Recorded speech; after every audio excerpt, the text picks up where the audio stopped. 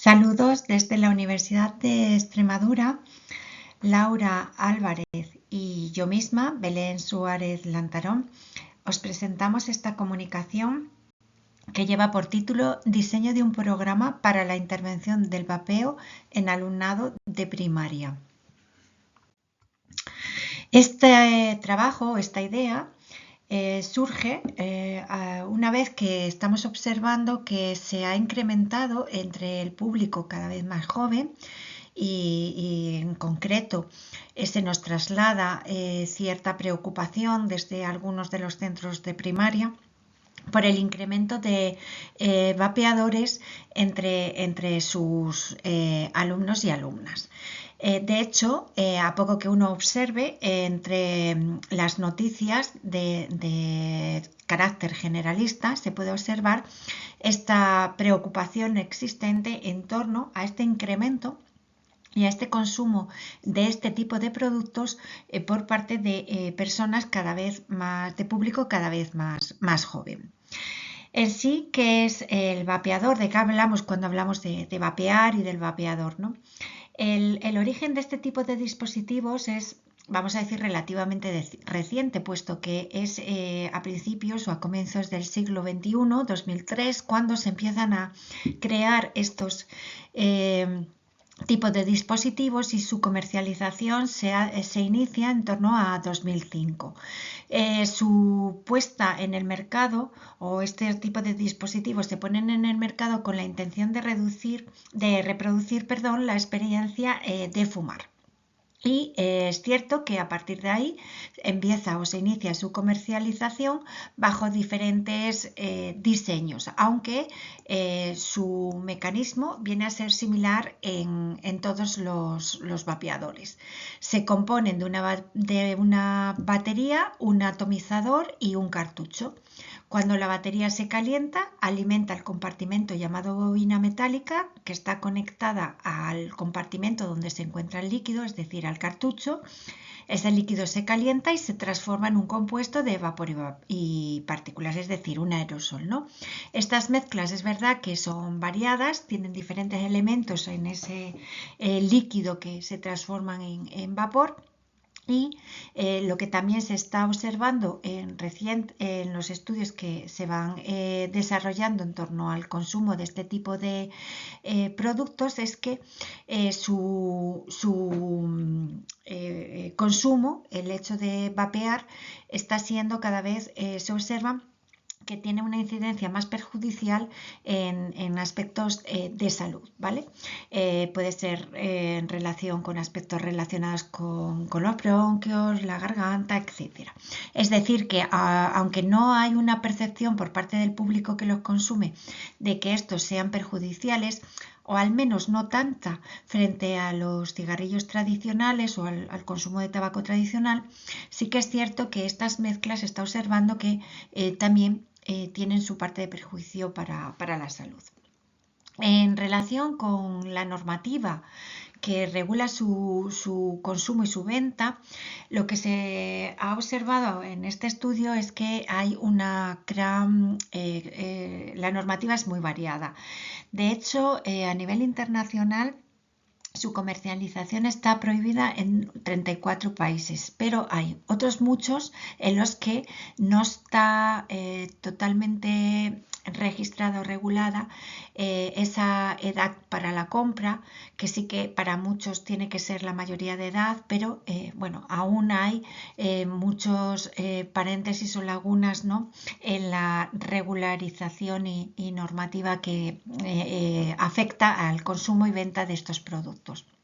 En nuestro caso, hablando de España y a nivel europeo, sí que tanto las normativas que se han desarrollado por la Unión Europea como aquí en España, lo que vienen a recoger es que las personas que adquieran este tipo de productos tienen que ser mayores de edad, que su consumo está prohibido en los mismos espacios o tienen las mismas restricciones que se hace para el consumo del tabaco tradicional, es decir, en espacios públicos, transportes, parques, etcétera. Y también hay una serie de normas que afectan o que se inciden en la publicidad, ¿no?, que se realiza de este tipo de productos, considerándose o yendo muy en paralelo con las normativas que regulan el consumo de tabaco tradicional. Con esta base, lo que nos planteamos en este estudio fue diseñar un programa que tuviera ese carácter preventivo para intervenir con alumnado de educación primaria y que buscara la sensibilización e información a la comunidad educativa, porque no queríamos que el programa solo se trabajara con el alumnado, dado que tenemos la otra parte, ¿no?, el otro pilar fundamental de su formación y educación, que es la familia, y la sensibilización e información por parte de los docentes, que son también pilares, como decimos, en torno a estas cuestiones que resultan fundamentales y que trabajar con ellos siempre es de interés. La idea, como decimos, surge para el diseño de ese programa y, por tanto, digamos que los objetivos de forma más específica serían informar y sensibilizar a las familias y al alumnado en relación con las consecuencias y los riesgos que el uso de este tipo de dispositivos y más a edades tempranas, ¿no?, tiene sobre la salud. También pues buscar en este proceso la identificación y eliminación de esas falsas creencias sobre el consumo de los vapeadores y que nos hacen tener esa percepción de que son menos dañinos de lo que puede ser el tabaco tradicional, por ejemplo. Y también sensibilizar al profesorado para que implementen acciones, actividades que conlleven, ¿no?, esa reducción o que inviten a la reducción de las tasas de consumo de este tipo de productos. El procedimiento, como se ve en la diapositiva, pues ha seguido diferentes fases, ¿no?, desde la inicial, que empieza con esta fijación de los objetivos, los contenidos, etcétera, hasta la fase final, que es en la que se valora, ¿no?, se establecen los criterios para realizar esa evaluación. Sí que es verdad que en este proceso, este diseño de programa se planteó tomando aspectos comunes de otras metodologías o de otras formas de actuar en las aulas. Una de ellas es la investigación-acción, y lo que pusimos es en común el equipo de investigación de la universidad con los profesores y profesoras de un centro educativo de primaria en el que tenían especial sensibilización en relación con esta problemática, y se coordinó para que a través de reuniones y sesiones de discusión focal sobre la temática, ¿no?, se va abordando el diseño del programa. De esta manera tenemos un contexto que nos sirve de referencia, como es ese centro educativo, esa problemática, y nos permite ajustar el diseño de las tareas, de las actividades, de las sesiones, pensando o teniendo en presente un alumnado en concreto. Y por otro lado, se toma también de la metodología o de la filosofía educativa, que es el aprendizaje y servicio, el pensar en llevar el taller al alumnado de los cursos más últimos de la etapa de educación primaria, para formar y sensibilizar a estos, y que luego sea este alumnado el que sirva como educador o transmita esta información y sensibilización al alumnado de cursos más inferiores. Por tanto, bajo esta idea es en la que este procedimiento se crea y tenemos, ¿no?, como resultado final ese diseño del programa, en el que, como decimos, se va a trabajar con alumnado, en concreto de los últimos cursos de la etapa de primaria, con las familias de este alumnado y con los docentes.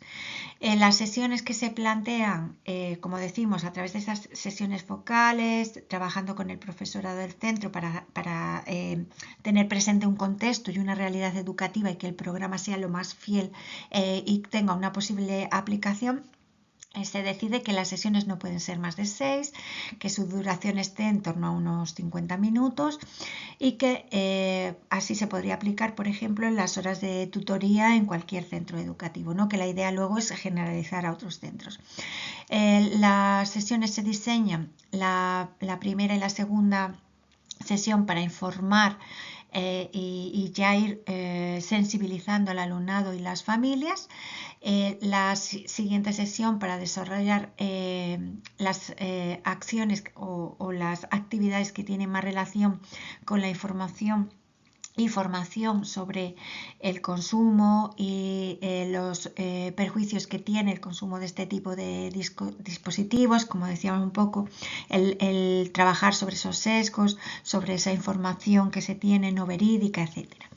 Y por último, la sesión 4 y 5 se utilizan con el alumnado de los últimos cursos de la etapa para que ellos creen un material, una vez que ellos ya han tenido esa información y esa formación, un material con el que ellos piensen que pueden trasladar esta preocupación, esta sensibilización al alumnado de cursos inferiores. En la creación de ese traslado, de esa información, ellos tienen libertad para crear los materiales, para hacerlo o utilizar los medios o el formato que ellos quieran, ¿no? Puede ser desde una obra de teatro, una canción o un vídeo, es decir, utilizar también plataformas como TikTok, YouTube, etc. Y obviamente se plantea, se diseña también una evaluación con una prueba pre-test, post-test y un cuestionario de satisfacción para quien participe. En conclusión, es verdad que partimos de que está evidenciado que realizar este tipo de proyectos o tareas que tienen este carácter preventivo siempre es beneficioso, ¿no? Siempre tiene beneficios para la población. Demuestra que además los espacios educativos son clave para tener o llevar a cabo este tipo de prevenciones, en este caso de vapeo, pero también en otro tipo de acciones, ¿no? Y que esto hace que esta toma de decisiones sea sistemática, esté organizada y que tenga un alcance también amplio en cuanto a la población a la que se dirige. Y además las metodologías que se utilizan apoyadas en sesiones dinámicas, en la implicación y participación del alumnado como propio agente de cambio al involucrarse y luego formar ellos e informar a las etapas más inferiores, hace que se apropien más, ¿no? de esa idea, de ese conocimiento y que se impliquen en la difusión. Por tanto, se puede concluir que el diseño de este programa puede ser una herramienta que resulte útil para reducir el riesgo del consumo de este tipo de dispositivos entre el alumnado de esta etapa. También no se puede terminar esta exposición sin hablar de las limitaciones y las líneas de actuación de un futuro que, como vemos, pues tiene como todos los programas que se ponen en marcha, ¿no? Sus cuestiones que pueden ser mejorables y aplicables a un futuro, ¿no? En este caso, la primera dificultad quizás es esa evaluación pre-test y post-test que habría que revisar y que ir modificando a lo largo del tiempo, porque es de interés siempre tener en los programas de prevención esa idea de seguimiento para, como decimos, aportar posibles mejoras al propio plan.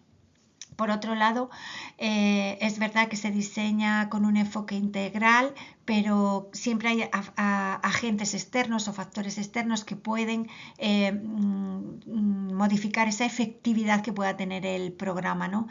Además, también quedaría como conocer, ¿no? el impacto de estos programas en poblaciones que tienen diferentes características sociodemográficas para poder ya sí tener más clara su aplicabilidad y su adaptación, ¿no? Y mejorar incluso en los contextos en los que pueda ser aplicable. Por tanto, también aquí surgen esas perspectivas, ¿no? O futuras líneas de actuación en las que seguir trabajando. Con esto, agradecer el interés por atender esta comunicación y quedamos a disposición para cualquier duda o pregunta que se quiera hacer al respecto.